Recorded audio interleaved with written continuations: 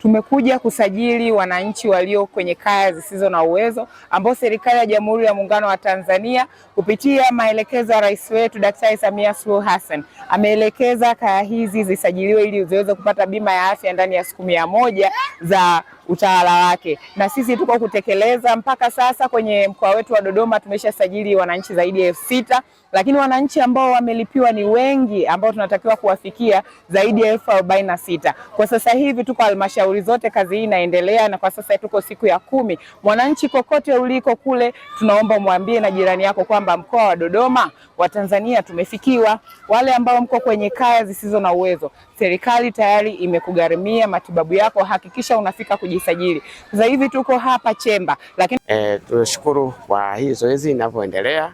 Kwa kweli watu wana mwitikio mzuri wa kuja kupata kadi za bima ya afya kwa walengwa wale ambao wako kwenye mfumo wa TASAF.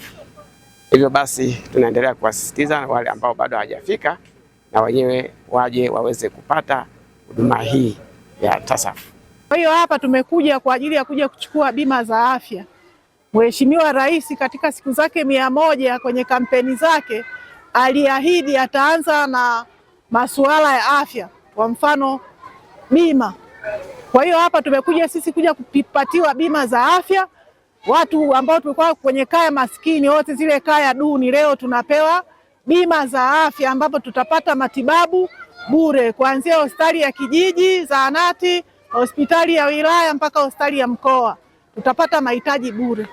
Sisi kama wategemezi wa TASAF tunamshukuru sana Mama Samia Suluhu Hassan kwa kutusaidia zoezi hili. Tulikuwa na wakati mgumu sana, hasa unapoenda pale hospitalini unapoambiwa kumwona daktari 15,000, kipimo, hela ni nyingi na unakuta una familia.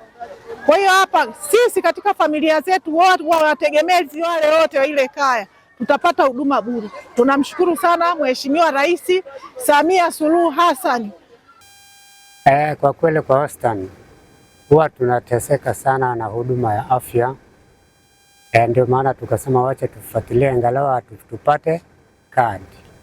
Angalau ukienda hospitali huduma upate kirahisi. Tunasema asante sana Mama Samia kwa msaada uliotusaidia. Tunashukuru sana. Tunakutakia neema nyingi na baraka nyingi. Tunamshukuru sana Mama Samia kwa zawadi tuliopewa sasa hivi. Nashukuru kwa Rais aliyotuletea hii bima, na hii TASAF ilitusaidia sana kwa njia yako wewe Rais. Kwa hiyo tunakupa pongezi kubwa kwa siku hii ya leo.